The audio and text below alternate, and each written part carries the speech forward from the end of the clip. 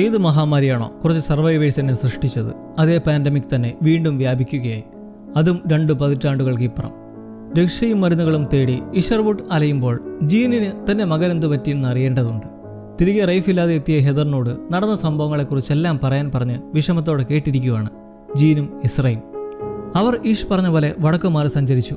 എന്നാൽ ഒരു മനുഷ്യനെ പോലും കാണാൻ കഴിഞ്ഞില്ല. മനോഹരമായ ഒരു ബീച്ച് കണ്ട് അവിടെ കുറേ നാൾ തങ്ങി. മഞ്ഞുകാലം എത്തും മുമ്പ് തിരികെ വരാമെന്നുള്ള ആ പ്രോമിസ് മറന്നുകൊണ്ട് എന്തായാലും ഒരു മനുഷ്യജീവനെങ്കിലും കണ്ടെത്തുക എന്ന ലക്ഷ്യത്തോടെ പിന്നെയും കുറെ യാത്ര ചെയ്തു. അങ്ങനെ ആരോ മാർക്ക് ചെയ്ത ഒരു നമ്പറും ഡയറക്ഷൻ മാർക്കും കണ്ട് തുടർന്ന് പോകുന്നത് കണ്ട് ആ വഴിയെ നീങ്ങി. എന്നാലും ഒരു ഫലവും ഉണ്ടായില്ല. ഒടുവിൽ തിരിച്ച് വീട് പിടിക്കാമെന്ന പ്ലാനിൽ ആ ദിവസം ഒരു ക്ലിഫിന് മേൽ തങ്ങാൻ തയ്യാറെടുത്ത് അവിടെ ചുറ്റാൻ നേരം മനുഷ്യന്റെ മുറിവുകളെയും പനിയെയും ശമിപ്പിക്കാൻ കെൽപ്പുള്ള ഒരു മരത്തെ കണ്ടെത്തി. അങ്ങനെ നിൽക്കെ അവിടെ പെട്ടെന്നൊരു മനുഷ്യനെ കണ്ടു. എന്നാൽ അയാൾ വളരെ വയലന്റായി റെയ്ഫിനെ കടന്നു പിടിച്ച് ഭീഷണിപ്പെടുത്തി ആഹാരം തന്നില്ലേൽ കൊന്നുകളയുമെന്ന് പറഞ്ഞു. അന്നേരം ചേർത്ത് നിൽക്കാൻ ശ്രമിച്ചുണ്ടായ ഒന്നും തള്ളലിൽ റെയ്ഫിന്റെ പള്ളയ്ക്ക് അയാളുടെ കയ്യിലിരുന്ന കത്തി കയറി.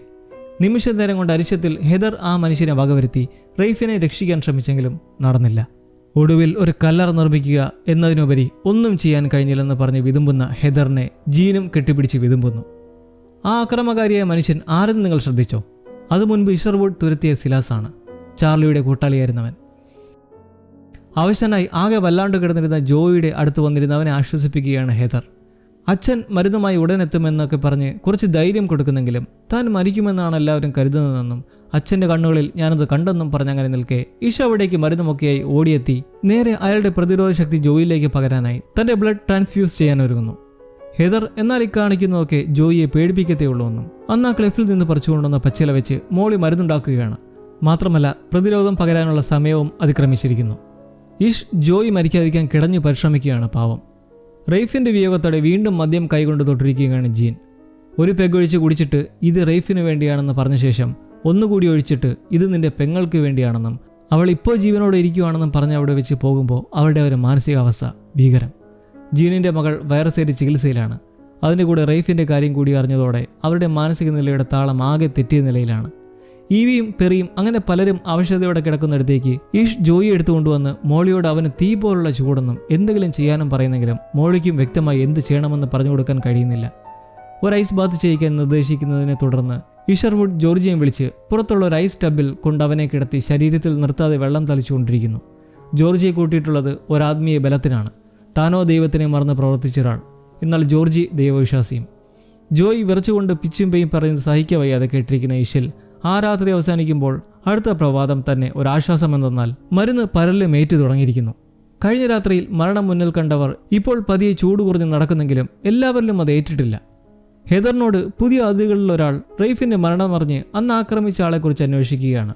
ഹെദർ ഓർത്തെടുക്കുന്നതിൽ നിന്നും കയ്യിൽ കണ്ട സ്വർണം പോലെയുള്ള ടാറ്റുവിനെ കുറിച്ച് പറയുമ്പോൾ പെട്ടെന്ന് തന്നെ അയാൾക്ക് മനസ്സിലാവുന്നു അത് സിലാസ് ആയിരുന്നു എന്നുള്ളത്.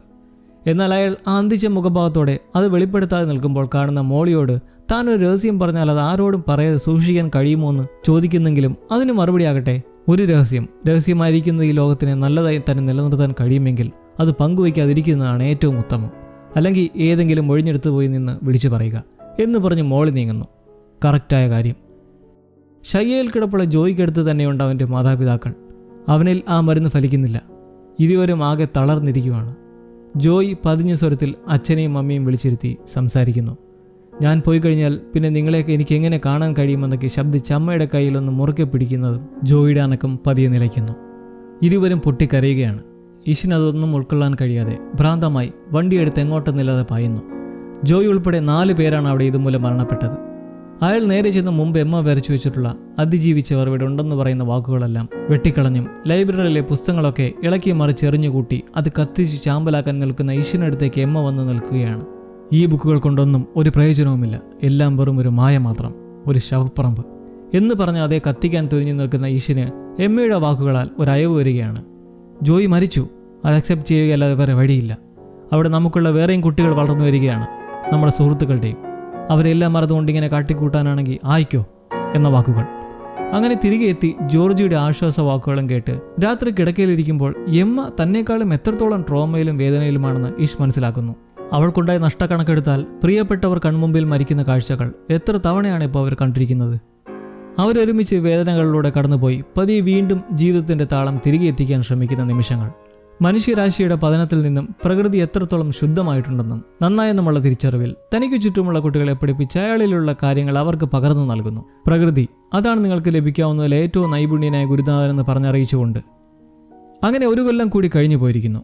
ജോയിയുടെ സ്റ്റഫുകളിലൂടെ കടന്നു പോകുന്ന ഇഷർവുഡ് അവൻ്റെ ചില കുറിപ്പുകൾ കാണുന്നു. അച്ഛൻ്റെ പഴയ ജേണൽസൊക്കെ കട്ടെടുത്ത് വായിച്ചതേക്കുറിച്ചുള്ള അനുഭവങ്ങളും പിറകെ ചില പരീക്ഷണങ്ങളുടെ ഡെമോയും പ്ലാനും ഒക്കെ കണ്ട് അതിശയത്തോടെ നോക്കി മനസ്സിലാക്കുന്നത് ജോയി പുറത്ത് മറ്റാരെങ്കിലും ഉണ്ടെങ്കിൽ അവരുമായി സമ്പർക്കം നടത്തി ഒരുമിക്കാൻ അതിയായി ആഗ്രഹിച്ചിരുന്നു. സമ്പർക്കമുണ്ടാക്കാൻ ഒരു ആന്റിന നിർമ്മിച്ച് അതുമായി ഒരു റേഡിയോ കണക്ട് ചെയ്ത് പുറത്ത് മറ്റേതെങ്കിലും അതിജീവിതരുടെ ട്രാൻസ്മിഷൻസ് കണ്ടുപിടിക്കാനുള്ള നിർമ്മാണത്തിന്റെ ഡയഗ്രാമും ഐഡിയാസും ഒക്കെ കണ്ട് മകൻ അഭിമാനാർഹമെന്ന് കരുതിയിരുന്ന ആ ദൗത്യം അങ്ങനെ ഈഷ് ഏറ്റെടുക്കുകയാണ്. എം എ അടക്കമുള്ളവർക്ക് ഇതൊരു അത്ഭുതവും. കാരണം പുതിയ ആൾക്കാർ അവിടേക്ക് എത്തുന്നത് ഇഷ്ടമല്ലാതിരുന്ന ഒരാളാണ് ഈഷ്. പെട്ടെന്ന് ഇപ്പോൾ ആളെ കണ്ടുപിടിക്കാൻ ഇറങ്ങുന്നെന്ന് പറയുമ്പോൾ തീർച്ചയായും ഇഷറുള്ളിൽ നിന്നും അത് അവിശ്വസനീയമായ ഒരു കാര്യവും. അങ്ങനെ അവർ ആ ദൗത്യം തുടങ്ങുന്നു. എസ്രയ്ക്കൊപ്പം ഇഷ് ആന്റിനെ നിർമ്മിച്ച് സെറ്റാക്കുമ്പോൾ അകത്ത് ഇതിനോടനുബന്ധിത പ്രവർത്തനങ്ങൾ നടത്തുന്ന അലക്സിനെ മൊറീൻ പറഞ്ഞ് വ്യക്തമാക്കുന്നു. അവൻ്റെ അച്ഛൻ അവനെ എത്രമാത്രം ഇഷ്ടപ്പെടുന്നുവെന്നും അത് നിന്റെ ജനനം മുതലേ അങ്ങനെ തന്നെയെന്നും പറഞ്ഞ് ഇരുവരും പുതിയൊരു ജീവന്റെ എന്തെങ്കിലും ശേഷിപ്പ് ലഭിക്കുമെന്ന പ്രതീക്ഷയോടെ അങ്ങനെ ഒടുവിൽ ആ സംവിധാനം വിജയിച്ച് ഈഷ് പല ഫ്രീക്വൻസികളും എഴുതി വെച്ച് അങ്ങോട്ടേക്ക് വോയിസ് മെസ്സേജ് അയച്ച് പരീക്ഷിക്കുന്നു. നല്ലതായി വർക്കാവുന്നെങ്കിലും റീപ്ലേ ഒന്നും ലഭ്യമല്ല.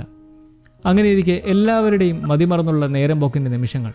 ഒരേ വാശിയോടെയും വീറോടെയും വലിപ്പച്ചെറുപ്പമില്ലാതെ ബേസ്ബോൾ ഗെയിം കളിച്ചെത്തി ഒടുവിൽ പോയിന്റ് നില പറയുകയാണ്. വിജയം 4-3 നിൽക്കുന്നു. ഇനി 3 റൗണ്ട് കൂടിയാണ് ശേഷിക്കുന്നതെന്ന്. ഇത് കേട്ട് ഹെദർ ആകട്ടെ കളികളിൽ ഇത്ര നമ്പറുകൾ ഇങ്ങനെ വരുന്നത് എന്താണെന്ന് അച്ഛനോട് ചോദിക്കുമ്പോൾ ഈഷ് ഒരിക്കൽ ലോകത്തെ വിശദീകരിക്കുന്നത് പോലും നമ്പറുകൾ കൊണ്ടായിരുന്നു എന്ന് കണക്കിൻ്റെയും അക്കങ്ങളുടെയും ചരിത്രത്തെക്കുറിച്ച് പറയുമ്പോൾ ഹെദർ ഓർമ്മിച്ചെടുക്കുന്ന ഒന്ന് 147225. അന്ന് റൈഫുമൊത്തുള്ള യാത്രയിൽ ഈ അക്കങ്ങൾ എഴുതി അതിന് താഴെ ഡയറക്ഷൻസ് മാർക്ക് ചെയ്തിരുന്നത് കണ്ടായിരുന്നു അവർ ആരെങ്കിലും ഉണ്ടോ എന്ന് നോക്കി മാസങ്ങളോളം ഫോളോ ചെയ്തത്. പക്ഷെ അതെവിടേക്ക് നയിച്ചില്ലെന്ന് അങ്ങനെ പറഞ്ഞു നിൽക്കുമ്പോൾ ഈഷിന് പെട്ടെന്നൊരു കാര്യം സ്ട്രൈക്കായി നേരെ വീട്ടിലേക്ക് ഓടുകയാണ്. എന്നിട്ട് റേഡിയോ ഓൺ ചെയ്ത് ഹെദർ പറഞ്ഞ നമ്പർ 147.225 എന്ന ഫ്രീക്വൻസിയിലാക്കി വോയിസ് അയക്കുകയാണ്. സാൻലൂപ്പിൽ നിന്നും സംസാരിക്കുകയാണ്. ആരെങ്കിലും ഉണ്ടോ? ഓവർ. എന്നാൽ മറുതലയ്ക്കൽ അനക്കമൊന്നുമില്ല. പലതവണ ശ്രമിച്ചൊടുവിൽ നിരാശയോടെ റേഡിയോ ഓഫ് ചെയ്യാൻ നേരം അതാ റീപ്ലൈ. ഇത് 144.225 നിന്നാണ്. നിങ്ങൾ ഞങ്ങളെ കണ്ടെത്തിയിരിക്കുന്നു. ഇരു കൂട്ടരിലും ആശ്വാസത്തിൻ്റെയും സന്തോഷത്തിൻ്റെയും പ്രതീക്ഷകളുടെയും ഇടർച്ചകൾ. ആഹ്ലാദത്തോടെ മാറി മാറി സംസാരിച്ച ശേഷം സ്ഥലം തിരക്കുന്നു. ഒരിക്കൽ കൂടി തങ്ങളെ വിളിച്ചതിന് നന്ദി പറഞ്ഞുകൊണ്ട് ആ സ്ത്രീ അവർ മൊത്തം 77 പേരുണ്ടെന്നും പോയിന്റ് ലോബോ എന്നൊരു സ്ഥലത്തെ സമുദ്രത്തിനോരത്തെയാണ് മീൻ പിടിച്ച് ജീവിച്ചുകൊണ്ട് അവർ തങ്ങുന്നതെന്നും പറയുന്നു. നിങ്ങൾ ഇങ്ങോട്ടേക്ക് വരുന്നോ ഞങ്ങൾ അങ്ങോട്ടേക്ക് വരണോ എന്ന് ചോദിച്ചുകൊണ്ടിരിക്കുമ്പോൾ എന്നാൽ എസ്ര എടുത്തുചാടി ഒന്നിനെ മുതിരേണ്ടെന്ന് താക്കീത് നൽകുന്നു. ചാർലി ഒരു അനുഭവമാണ്. ഈഷിൻ്റെയും കൂട്ടരുടെയും മൗനം മനസ്സിലാക്കി ആ സ്ത്രീയും കൂട്ടരും അതേ അവസ്ഥയിൽ തന്നെയാണെന്നും ആദ്യം ഫ്രീക്വൻസി എഴുതി ഡയറക്ഷൻ വരച്ചപ്പോൾ കൂടെ ഉണ്ടായിരുന്ന പലരിലും ഒരു ഉൾഭയം ഉണ്ടായിരുന്നു. കാരണം മനുഷ്യരിൽ ഏകാന്തതയും ഉന്മത്തവും ചെലുത്തിയിട്ടുള്ള ചിന്ത എന്താണെന്ന് ചിലപ്പോൾ പറയാൻ പറ്റില്ല. പക്ഷേ എന്തോ ഒന്ന് ഒരു പ്രതീക്ഷ അതങ്ങനെ എഴുതാൻ തോന്നിപ്പിച്ചു. ഞങ്ങളത് ചെയ്യേണ്ട ഒന്നാണ് എന്ന പോലെ. അതെ, നമ്മളത് ചെയ്യേണ്ട ഒന്നാണ്. അതാണ് മനുഷ്യർ. എസ്രയും ഈ വാക്കുകൾ മനസ്സുമാറി എല്ലാവരിലും സന്തോഷവും ആഹ്ലാദവുമായി വീണ്ടും ഒഴിഞ്ഞ ഈ ഭൂമിയിലേക്ക് മനുഷ്യജീവനുകളെല്ലാം ഒത്തൊരുമിച്ചൊരു ജീവിതം ഐക്യതയോടെ സ്നേഹബന്ധങ്ങളോടെ ജീവിക്കാൻ തുടങ്ങുകയാണെന്നുള്ള ആനന്ദാശ്രം. നമ്മളങ്ങനെ ഹൃദയസ്പർശിയായ ഈ അനുഭവത്തിൻ്റെ ഒടുക്കമെത്തുന്നു. പുതിയ ചിന്തകളുടെയും ബന്ധങ്ങളുടെയും ജീവിതം 50 വർഷം പിന്നിട്ട് മുത്തച്ഛനായി സമ്പൂർണ്ണ മനസ്സോടെ നിൽപ്പുള്ള ഇഷർവുഡ് തൻ്റെ കൊച്ചുമകൻ ഹെദറിൻ്റെ മകൻ ജാക്കിൻ്റെ കൈകളിലേക്ക് തൻ്റെ ചുറ്റിയിൽ കൈമാറുന്നു. സമയം എത്തിയിരിക്കുന്നു എന്ന് പറഞ്ഞുകൊണ്ട് തൻ്റെ അറിവും പഠിച്ച പാഠങ്ങളും പകർന്നു വെച്ച് തൻ്റെ കാലശേഷം ആ സംഘത്തെ സംരക്ഷിക്കാനും നയിക്കാനും തൻ്റെ സ്ഥാനത്തേക്ക് വരാനുമുള്ള ഒരു സിംബോളിക് ജസ്റ്റർ. നിലവിൽ നിറയെ വീടുകളിൽ പ്രകാശമായി നിൽപ്പുള്ള ആ ഏരിയയിലൂടെ നടന്നുകൊണ്ട് ഇഷർവുഡ് തൻ്റെ ചെറുമകനോട് ഒരു കാര്യം കൂടി പറയുന്നു. മനുഷ്യർ വന്നു പോയിക്കൊണ്ടേയിരിക്കും, എന്നാൽ ഭൂമി സ്ഥിരമായി നിലകൊള്ളുക തന്നെ ചെയ്യും. Earth abides. ഒരു വിങ്ങലാണ് ഈ ഒരു എൻഡിങ്ങിലൂടെ മനസ്സിലുണ്ടാവുന്നത്. ഒരു ത്രില്ലിംഗ് എപ്പിസോഡിൽ തുടങ്ങി പതിയെ ഗതി മാറി ഒരു സർവൈവൽ ഡ്രാമയിലേക്ക് കടന്നപ്പോൾ തോന്നിയ എന്തോ കുറവിൽ നിന്നും നമ്മൾ ആ കുടുംബത്തോടൊപ്പം ചേർന്ന് യാത്ര ചെയ്തപ്പോൾ പഠിക്കാനേറെ ഉണ്ടായി. പല കൊച്ചു കൊച്ചു കാര്യങ്ങളും ചില സാഹചര്യങ്ങളിൽ എത്ര വലുതായിരിക്കുമെന്ന് നമ്മൾ കണ്ടു. നിസ്സഹായാവസ്ഥയിലൂടെ ഒരു മനുഷ്യൻ എങ്ങനെ മാറുന്നു എന്ന് നമ്മൾ മനസ്സിലാക്കി. എങ്ങനെ കൺട്രോൾ ചെയ്യണമെന്ന് കാണിച്ചു തന്നു. ഒടുവിലായി പ്രതീക്ഷകൾ എല്ലായ്പ്പോഴും കൈവിടാതെ നെഞ്ചോട് ചേർത്ത് പിടിച്ച് നടക്കാനും. Earth abides. അതിലെ മുഖങ്ങളെ നമ്മളിനി മറക്കില്ല. കാരണം അത്തരമൊരു പ്രഭാവം അവർ ഇതിലൂടെ ജീവിച്ച് കാണിച്ചു തന്നു. നിങ്ങളുടെ ഉള്ളിൽ നിന്ന് വരുന്ന കാര്യങ്ങളെപ്പറ്റി പങ്കുവയ്ക്കാൻ മറക്കണ്ട. വീണ്ടും ഒരു പുത്തൻ അനുഭവമായി വീണ്ടും കാണാം. ഗുഡ് ബൈ സഹോദരങ്ങളെ.